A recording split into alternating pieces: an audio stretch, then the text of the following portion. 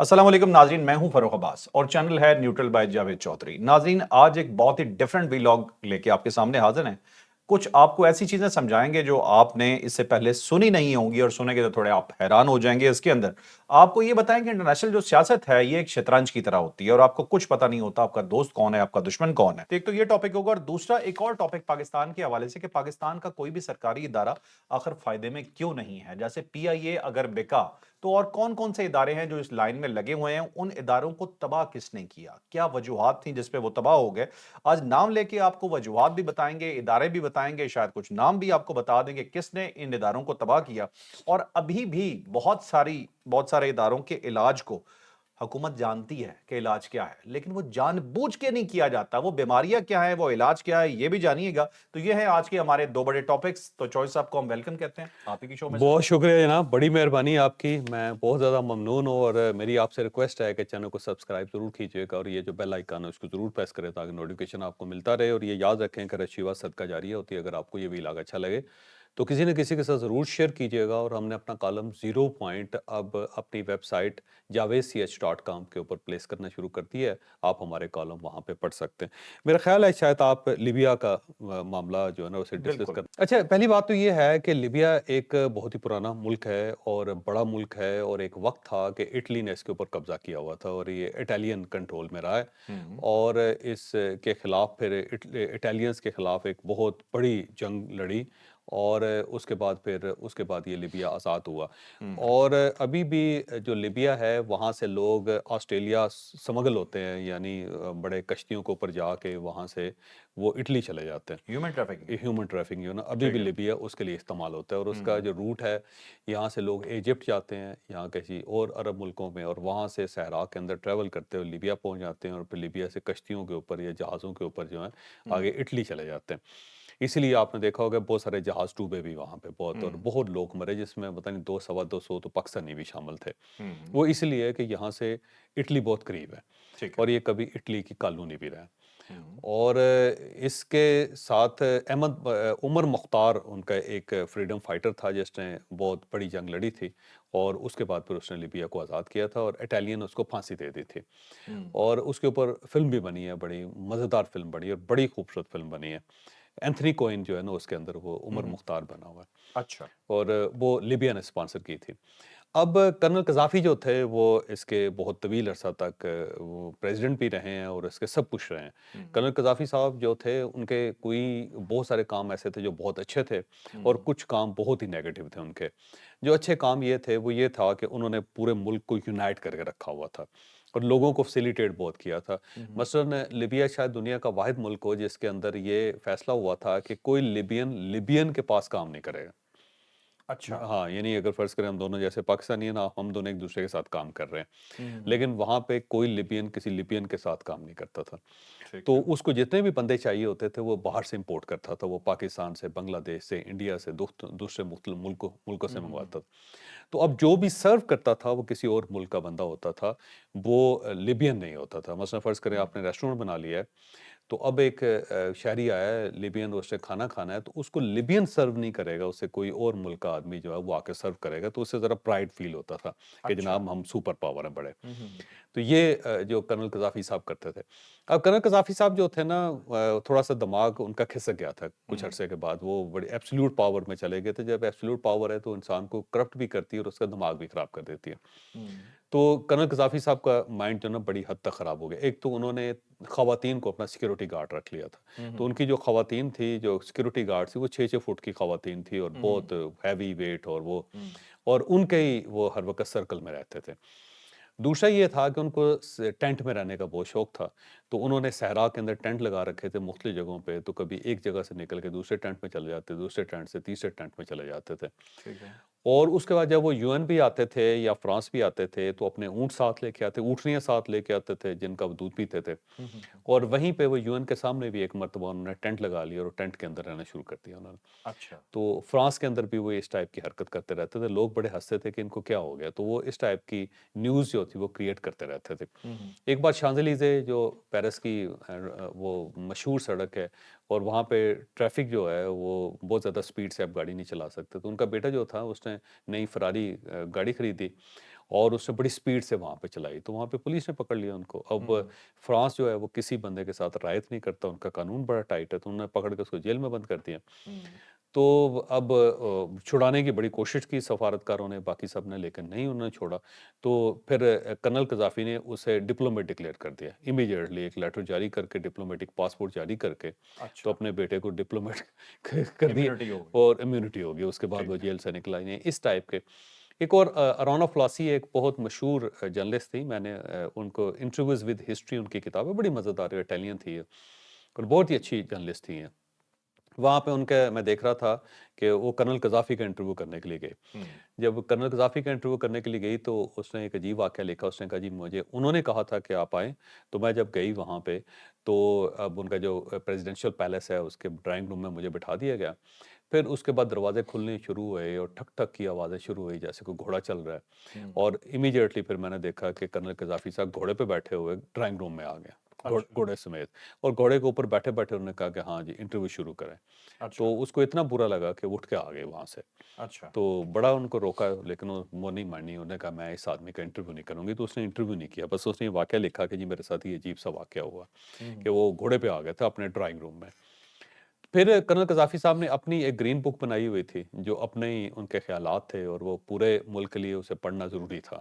اچھا، ان کی اپنی اخلاقیات اس کے اندر ہوتی تھی، وہ کہتے تھے لو جی اس کو پڑھیں آپ، اور اس کے اوپر عمل درآمد کریں۔ کرنل قذافی کی یہ بھی ایک عجیب و غریب سی حرکت سی۔ اچھا، اچھا، اس کے علاوہ انہوں نے ایک مرتبہ ایٹمی بم بنانے کا اعلان کر دیا، ایٹم بم بنانے کا، تو اس کے اوپر بہت زیادہ پھڈا ہوا، بلکہ پاکستان جو تھا اس کو شاید یہ آپ کو جان کے حیرت ہوگی کہ جب پاکستان نے ایٹامک پاور بننے کا فیصلہ کیا ذوالفقار بھٹو صاحب نے، تو پہلا جو پلانٹ تھا پاکستان نے وہ فرانس سے خریدا تھا جو پلیٹونیم کا تھا، اور اس سے پلیٹونیم کے ذریعے بم بنانا تھا، تو اس کے سارے پیسے کرنل قذافی صاحب نے دیے تھے۔ بھٹو صاحب کے ساتھ ان کے بڑے اچھے تعلقات تھے، اوکے، وہ سارے پیسے کیش میں آئے تھے جہازوں کے اندر بھر کے، اچھا، اور کیونکہ وہ ظاہر ہے پیسے ٹرانسفر نہیں کر سکتے تھے، تو اس کے بعد پھر پاکستان نے وہ کیش میں فرانس کو بھی پیسے ادا کیے، تو اس کے اندر فرانس بھی تھا اور ساتھ کینیڈا بھی تھا، تو بہت اچھا، بڑا پھڈا اس کو پڑا تھا۔ تو اس ٹائپ کی مہربانیاں بھی وہ کرتے رہتے تھے۔ پھر پاکستان سے اس نے کہا جی پلانٹ بھی پاکستان سے خریدنے کی کوشش کی، پھر پاکستان کے سائنسدان بھی وہاں پہ جاتے رہے، لیکن بعد میں پھر یو این نے پابندی لگائی بڑی ٹائٹ کر کے، اور پاکستان کو بھی بہت ٹائٹ کیا، جس کے بعد پھر پاکستان پیچھے ہٹ گیا۔ تو اب جب ذوالفقار علی بھٹو صاحب کو گرفتار کر لیا جنرل ضیاء الحق نے، تو کرنل قذافی نے اعلان کر دیا تھا کہ میں جیل توڑ کے ذوالفقار علی بھٹو کو نکالوں گا، تو اس حد تک اس وقت کرائسس پیدا ہو گیا تھا۔ محترمہ بینظیر بھٹو کو اور ان کے صاحبزادے جو ذوالفقار علی بھٹو صاحب کے باقی ہیں، ان سب کو فائنانس بھی کرتے رہے بہت عرصہ، اور بلکہ لیبیا کے پاسپورٹ بھی ان کے پاس تھے، وہاں سے وہ ٹریول بھی کرتے تھے۔ صحیح، پھر جب پاکستان نے ایٹمی تجربات کیے تو اس کے بعد ظاہر یو این نے پابندی لگا دی پاکستان پہ۔ جب پابندی لگائی تو پھر میاں نواز شریف کی گورنمنٹ تھی، تو انہوں نے مختلف وفد بنا کے مختلف ملکوں میں بھیجے، تو چودھری شجاعت صاحب کو ایک وفد کا لیڈر بنا کے انہوں نے لیبیا بھیج دیا۔ تو چودھری صاحب اچھا، شجاعت صاحب بڑا مزیدار واقعہ سناتے ہو، کہتے جب میں گیا تو اس کے بعد انہوں نے ہمیں گاڑیوں میں بٹھایا، تو 2-4 گھنٹے تو گاڑی شہر کے اندر ہی چلتی رہی، کسی جگہ پہنچی نہیں، تو ہم بڑے حیران ہوئے کہ آگے بھی ہوٹر پیچھے بھی ہوٹر اور گاڑیاں چلی جا رہی ہیں۔ پھر وہ صحرا کے اندر لے گئے، وہاں پہ ایک ٹینٹ کے اندر بٹھایا، وہاں پہ بھی کچھ نہیں تھا، پھر کسی اور جگہ لے گئے، اس ٹینٹ میں پھر کرنل قذافی صاحب بیٹھے ہوئے تھے۔ جب ہم ان کے سامنے گئے، ہمارے ساتھ امبیسڈر بھی تھا، ہم نے اس کو سلام کیا تو کرنل قذافی صاحب نے دوسری طرف دیکھنا شروع کر دیا، انہوں نے ہمارے سلام کا جواب بھی نہیں دیا، تو ہم کھڑے ہیں اور کرنل قذافی صاحب رس کے منہ بنا کے دوسری سائڈ پہ انہوں دیکھی جا رہے ہیں، کیوں؟ تو کہنے لگے، پھر درمیان میں ان کے اپنے منسٹر نے انٹروین کیا، پھر دوسرے لوگوں نے بھی انٹروین کیا، اور اس کے بعد کہا جی کہ آپ ذرا بات تو کریں ان کے ساتھ۔ تو کرنل قذافی نے کہا کہ میں آپ لوگوں سے بہت ناراض ہوں کیونکہ آپ نے ایٹمی تجربے کیے ہیں، ایٹمی دھماکے کیے ہیں، تو آپ نے مجھ سے پوچھا ہی نہیں، آپ کو اچھا، چاہیے تھا کہ مجھ سے پوچھتے ہیں۔ تو اس ٹائپ کی ان کے اندر یہ تھا، اور ایک مرتبہ انہوں نے، آپ کو پتا ہوگا، ایک طیارہ جو تھا اسے بم سے اڑا دیا تھا، جس کے بعد بہت زیادہ پھڈا پڑا، اس نہیں میں سے مجھے نہیں پتہ پتا نہیں اس بات کا، 200-250 بندہ مر گیا تھا اس کے اندر۔ اچھا، ہاں جی، وہ تو بہت بڑا سکینڈل تھا، انٹرنیشنل تھا، بعد میں بڑا عرصہ پابندیاں رہی یو این کی طرف سے، اور پھر اس کے بعد پھر یہ انٹرنیشنل کورٹ میں گیا، اور پھر ان کو کوئی $1 بلین ادا کرنے پڑ گئے سب پیسنجرز کے، لواحقین اچھا، کو، وہ ادا کر دیے لیبیا نے۔ تو بہرحال یہ لمبی کہانی ہے، اور لیبیا کیونکہ اس وقت بڑا سٹرانگ تھا، پیسہ بہت تھا، اور جب ذوالفقار علی بھٹو صاحب نے پاکستانیوں کو باہر بھیجنا شروع کیا تو لیبیا پہلی ڈیسٹینیشن تھی جہاں پہ پاکستانی گئے تھے، اور بڑی تعداد میں پاکستانی تھے وہاں پہ لیبیا پہ، اور بڑا جو خوشحالی پاکستان کے اندر آئی تھی وہ لیبین پیسے سے بھی آئی تھی، کیونکہ وہاں پہ طرابلس ان کا دائر بن غازی اور طرابلس دو ان کے بڑے شہر ہیں۔ تو اب کرنل قذافی کو فارغ کرنے کے چکر میں जो वेस्टर्न फोर्सेस हैं उन्होंने एक तो मुल्क को तबाह कर दिया, बर्बाद कर दिया। तो एक बड़ा स्ट्रांग इकॉनमी के लिहाज से जो मुल्क था, 2 मुल्क, एक इराक और दूसरा लीबिया, इन दोनों मुल्कों को तबाह करके रख दिया, बर्बाद कर दिया जिसको कहते हैं। फिर बर्बाद करने के बाद ये भी फैसला हुआ कि इसको 2 हिस्सों में तकसीम कर दें। तो अब लीबिया के अंदर 2 गवर्नमेंट्स हैं, 2 अलग-अलग हिस्से हैं। एक तराबलस के अंदर है जो ज़ाहिर है पुराना उनका कैपिटल है और वो चला आ रहा है, और यहाँ पे इसको वेस्टर्न फ्रंट कहते हैं। तो वेस्टर्न फ्रंट है, उसके अंदर गवर्नमेंट है, नेशनल गवर्नमेंट है, नेशनल यूनिटी की गवर्नमेंट है, और इसको यूएन भी तस्लीम करता है, और इसके साथ जो वेस्टर्न कंट्रीज़ हैं वो भी तस्लीम करते हैं, तुर्किया भी, कतर भी, अमेरिका भी, और ये सारे जो मुल्क हैं ये तराबलस की गवर्नमेंट जो है ना उसको सपोर्ट करते हैं। और जो दूसरी साइड है, जैसे लिबियन नेशनल आर्मी चला रही है, और ये लिबियन नेशनल आर्मी जो है वो ईस्टर्न फ्रंट है। तो ईस्टर्न फ्रंट जो है उसको कुछ और मुल्क हैं जो उसको सपोर्ट कर रहे हैं, जो इसके ठीक साथ है। खड़े हैं। उसके अंदर रूस भी है, मिस्र भी है, यूएई है, पाकिस्तान है, फ्रांस है। ये वो मुल्क हैं जो इसके साथ खड़े हैं। अब ये जो दोनों हिस्से हैं ये बहुत ताकतवर हैं और इनके पास बहुत पैसा है। ठीक है। उसकी वजह ये है कि तेल बहुत ज़्यादा है, पेट्रोल बहुत ज़्यादा निकलता है लीबिया से, हम्म। और इसके साथ साथ लीबिया के एसेट्स भी बहुत ज़्यादा हैं। तो इन दोनों हिस्सों ने आपस में आधे-आधे मुल्क को तकसीम किया हुआ है। ठीक है। बल्कि ये जो ईस्टर्न साइड है इनकी ना, लड़ाई भी रहती है आपस में, हाँ? बहुत ज़्यादा लड़ाई है, ऑलमोस्ट हम्म। तकसीम है ना जी, तो फटा चल रहा है जी दोनों का, जिस तरह आज़ाद कश्मीर है और मकबूजा कश्मीर है, इस टाइप की सूरत-ए-हाल है वहाँ पे।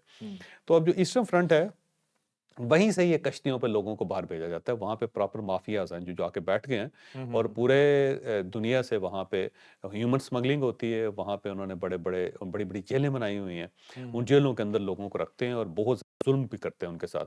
कोई बंदा जो है ना वो यूरोप जाना चाहता है तो उसको मुस्लिम एजेंट्स मुख्तलिफ जगहों से घुमा-फिरा के वहाँ ले जाएँगे, और जब ले जाएँगे तो फिर वहाँ पे जो फ़ौज है उसके हवाले कर देंगे। फ़ौज उनको पकड़ के जेलों में रख देगी, और फिर वो उनकी फैमिली से पैसे मँगवाएँगे। फिर अगर रिहा करवाना हो किसी को तो वो बहुत ज़्यादा पैसे लेके उसको रिहा करते हैं, फिर एम्बेसी उनको पासपोर्ट देती है, फिर वो अपने मुल्क जाते हैं। और इसी तरह ह्यूमन स्मगलर फिर पुराने जहाज़ खरीद के ना जो जो चलने के काबिल नहीं होते, उसके अंदर 2 400 500 बंदा भर के उसको छोड़ देते हैं फिर समंदर के अंदर। वो किसी जगह पहुंच जाता है तो फिर सारे वेस्टर्न यूरोपियन के मुल्क जो हैं वो उनको पनाह देने पे मजबूर हो जाते हैं, और अगर नहीं होते तो बेचारे डूब जाते हैं। तो ये वहाँ पे ह्यूमन ट्रैफिकिंग का बहुत बड़ा बिजनेस भी चल रहा है। लेकिन ठीक। क्योंकि अब ये जो ईस्टर्न फ्रंट है उसको माना नहीं जाता, तो इस वजह से कोई बाहर से उनके ऊपर प्रेशर नहीं डाल सकता। अब ये सारे जो मुल्क हैं उन्होंने दोनों हिस्सों को तकसीम किया, और वहाँ पे बड़े पैमाने पे कारोबार भी चल रहा है। अब ये कारोबार जो है वो वेपन्स का भी है, और साथ-साथ जो ट्रेड है वो भी पेट्रोल की ट्रेड है, पेट्रोकेमिकल्स की ट्रेड है, वो है, फिर फूड्स जाती हैं, फिर मेडिसिन जाती हैं वहाँ पे। तो एक आप ये समझो कि को 10, 15, 20, 50 बिलियन डॉलर की ट्रेड है हर मुल्क के साथ इनकी। इसलिए मुल्कों ने इसको तकसीम किया हुआ है आपस में। अब जिस साइड पे पाकिस्तान है वो है इनका ईस्टर्न साइड। अब जो ईस्टर्न साइड है उसके अंदर ज़ाहिर है लिबियन नेशनल आर्मी है और बड़ी तगड़ी है। तो पाकिस्तान ने इसके साथ सौदा किया है 4.6 बिलियन डॉलर का इनके साथ, और ज़ाहिर उनको वेपन्स चाहिए। अब जो वेपन्स है उसके अंदर उनको जहाज़ भी चाहिए, तो पाकिस्तान ने GF-17 जहाज़ दिए हैं, 16 जहाज़ ये हैं। मुशाक जहाज़ हैं जो प्रैक्टिस के लिए, एक्सरसाइज के लिए स्टार्ट होते हैं, इस्तेमाल होते हैं, तो 12 जहाज़ वो भी हैं। तो ऑलमोस्ट 28 जहाज़ पाकिस्तान ने इनको दे दिए। इसके साथ-साथ ज़ाहिर है टैंक्स भी दे रहा है पाकिस्तान इनको। फिर जो बहरी क्योंकि समुद्री इलाका है ना सारा, तो बहरिया से रिलेटेड भी चीज़ें जो है ना वो भी इनको दी जा रही हैं। फिर बड़ी फ़ौज भी इनकी बड़ी स्ट्रांग है, तो वो भी इनको बंदूकें, राइफ़लें और बाकी जो मशीन गन्स और वो भी सारा इनको दिया जा रहा है। तो 4.6 बिलियन डॉलर का ये पाकिस्तान इनके साथ कॉन्ट्रैक्ट किया है। लेकिन इसके अंदर फटा ये है कि ये जो ईस्टर्न साइड है, ईस्टर्न फ्रंट है, इसको यूएन तस्लीम नहीं करता, और जो तराबलस की गवर्नमेंट है पुरानी है उसको यूएन तस्लीम करता है। तो बहुत बड़ा सवाल ये उठना शुरू हो गया है कि एक ऐसा ग्रुप जो जिसको यूएन तस्लीम नहीं करता या वेस्टर्न कंट्रीज तस्लीम नहीं करते, उसको एक मुल्क असला कैसे बेच सकता है। तो मसला ये है कि इसको सिर्फ पाकिस्तान असला नहीं बेच रहा है, इसको यूएई भी बेच रहा है, इसको मिस्र भी बेच रहा है, इसको रशिया भी असला दे रहा है, इसको फ्रांस भी असला दे रहा है। तो जब वो सारे मुल्क दे सकते हैं तो पाकिस्तान क्यों नहीं दे सकता। अब पाकिस्तान ने ये भी एक सवाल उठाया। अब मैं सूडान के ये बताता हूँ कि 2 हिस्से हैं वहाँ पे सूडान के। एक जो हिस्सा है उसको SAF फौज है जो चला रही है, और वो जनरल अब्दुल फतेह जो है अल बरियान वो उसका चीफ है, और जो दूसरा है RSF है, ये मलेशिया है एक, जैसे जनरल मोहम्मद हमादान जो है ना वो चला रहा है। अब इसके ये दोनों साइडें हैं ना उसकी, 2019 तक तो एक दूसरे के साथ इकट्ठे रहे, इन्होंने गवर्नमेंट को वहाँ से फारग किया था, और उसके बाद फिर आपस में लड़ाई शुरू हो गई। 2023 से अब ये लड़ाई जो है ना बढ़ती चली जा रही है। उसमें से एक जो साइड है ना वहाँ से सोना निकलता है, तो वो बहुत ज़्यादा अमीर है, और उसके जो सोने के पैसे हैं वो यूएई में पड़े हुए हैं, बल्कि कतर के अंदर पड़े हुए हैं। हुए हैं। अब उसका ये है कि वहाँ पे पाकिस्तान चाहता है कि अमन हो, क्योंकि उसमें से एक जो हिस्सा है वो पाकिस्तान से JF-17 खरीदना चाहता है, बल्कि उसके पैसे पड़े हुए हैं, तो उसने पाकिस्तान को ये ऑफर कर दी कि $1.6 बिलियन मेरा वहाँ पे पड़ा हुआ, आप वहाँ से ले ले जाके, और मुझे जहाज चाहिए। इसलिए पाकिस्तान चाहता है कि वहाँ पे कोई सुकून हो, अमन हो, ताकि पाकिस्तान अपना असला वहाँ पे भेज सके। ये जो पाकिस्तान के इदारे हैं ना, 20 के करीब इदारे ऐसे हैं जिनके बारे में ये कहा जाता है कि ये बहुत ज़्यादा पाकिस्तान के रिसोर्सेज खा जाते हैं, बल्कि कई मरतबा पाकिस्तान में ये बहस भी हुई कि 1000 अरब रुपया हर साल जो है इन इदारों के ऊपर लग जाता है, जो ज़ाहिर है जिन्होंने कमा के देना था पाकिस्तान को। लेकिन पाकिस्तान को कमा के देने के बजाय जो उन्हें उल्टा जो पाकिस्तान की टैक्स मनी उसको ये खा रहे हैं, जिसके अंदर बड़े-बड़े इदारे हैं, जिसके अंदर PIA है, स्टील मिल है, PTV है, रेडियो पाकिस्तान है, फिर APP है, फिर पाकिस्तान रेलवे है। ये वो बड़े इदारे हैं जो पाकिस्तान को हर तरफ से खा गए। अब इन इदारों को बनाने का मकसद क्या था? इन इदारों का बनाने का मकसद ये था कि जब 1960 की दहाई थी, तो जहाँ पे प्राइवेट सेक्टर इतना ज़्यादा डेवलप नहीं था पाकिस्तान में। तो उस वक़्त ये फ़ैसला किया गया कि हम इन इदारों को बनाते हैं, गवर्नमेंट बनाती है, गवर्नमेंट के पास फंड भी है और बाहर से एक्सपर्ट्स भी वो हायर कर सकती है। जब ये बन जाएँगे तो उसके बाद फिर इसको प्राइवेट सेक्टर के हवाले कर देंगे। मीनवाइल प्राइवेट सेक्टर अपने आप को डेवलप करता रहे। ठीक है। तो उसके बाद इस तरह हुआ कि ये इदारे बन गए, फिर प्राइवेट सेक्टर डेवलप कर गया, लेकिन प्राइवेट सेक्टर के हवाले नहीं किए गए और उल्टा ये गले पड़ते चले गए। फिर जब सिविलियन गवर्नमेंट्स आई तो उन्होंने इसके अंदर भर्तियाँ बहुत कर ली। पीपल्स पार्टी की गवर्नमेंट आई तो उसने जाले भर्ती कर लिए। नून लीग की गवर्नमेंट आई तो उसने अपने लोग जो थे वो भर्ती कर लिए। फिर कराची के जो इदारे थे वहाँ पे MKM की भर्तियाँ हो गई, और ये वो लोग थे जो अपने घरों में बैठ के तनख्वाहें लेते थे। तो खरबों रुपए जो थे हर साल इस तरह ज़ाया हो जाते थे। ठीक है। फिर उसके बाद दूसरी गवर्नमेंट आती थी तो वो इन लोगों को निकाल देती थी, जो गोस्ट एम्प्लॉइज़ थे। हम्म। और उसके बाद वो निकाल देते थे, वो कोर्ट चले जाते थे और एहतजाज करते रहते थे, या घर बैठ के अपनी गवर्नमेंट का इंतज़ार करते रहते। यूँ ही गवर्नमेंट आती थी, तो इन सबको बहाल करवा के इनकी पुरानी तनख्वाहें भी दे दी जाती थी, जो उल्टा अच्छा। इनके ऊपर बर्डन होता था। उसने फिर इन तमाम इदारों को तबाह कर दिया। इसमें पाकिस्तान स्टील मिल जो थी दुनिया की दूसरी बड़ी स्टील मिल होती थी एक वक़्त में, लेकिन अब वो सिसकती हुई एक ऑर्गेनाइज़ेशन बन गई। PIA दुनिया की जो बेस्ट एयरलाइन थी उसके अंदर शामिल होती थी, लेकिन वो बोझ बन गई। पाकिस्तान रेलवे जो था दुनिया के बड़े रेलवेज़ में शुमार होता था, लेकिन अब भी वो सिसक रहा है। इसके अलावा साथ-साथ PTV है जो पूरे रीजन के अंदर सबसे पहली दफ़ा यहाँ पे आया था पूरे रीजन में, और उसको देखने के लिए भी पूरी दुनिया से लोग आते थे यहाँ पे, बल्कि जो PTV को देखने की। पीटीवी की पूरी ऑर्गेनाइजेशन देखने के लिए अच्छा। कि ये कैसे इन्होंने बनाया। 1964 में ये अयूब खान के दौर में बना था। ओके। तो बल्कि जापानीज़ जो कंपनीज़ थी, हिटाची थी और नेशनल कंपनी थी, वो यहाँ पे फ्री टेलीविज़न देते होते थे लोगों को। तो लोगों के पास जो शुरू में टेलीविज़न सेट थे वो फ्री मिले थे उनको। अच्छा। तो इस लेवल तक ये पाकिस्तान के अंदर काम था। लेकिन ज़ाहिर है फिर उसके बाद इदारे बैठते चले गए और मैनेजमेंट इनकी अच्छी नहीं लाई गई। जो सेक्रेटरी होता था उसी के हवाले कर दिया जाता था इदारा, वो अपने लोग भर्ती कर लेता था, मार्केट से अच्छे लोग लिए नहीं जाते थे। तो ओवर द टाइम ये सारे इदारे बोझ बनते चले गए, और उसमें आके फिर इसने पाकिस्तान की पूरी इकॉनमी का बेड़ा गर्क कर दिया। फिर इस दौरान कई मरतबा ये फैसला किया कि इन इदारों से जान छुड़वानी चाहिए, लेकिन जब भी जान छुड़वाने का वक्त आता था तो सियासी जमातें एहतजाज करना शुरू कर देती। जैसे MKM अगर आपकी इत्तेहादी है तो MKM वहाँ धरना दे के बैठ जाती थी। वो कहती थी हम इत्तेहाद से निकल जाएंगे, हमारे अगर 2000 4000 10,000 बंदा निकाला है। तो गवर्नमेंट ब्लैकमेल हो जाती थी, या फिर पाकिस्तान पीपल्स पार्टी की गवर्नमेंट आ जाती थी तो वो कहती थी हमने तो अपने लोग नहीं निकालने।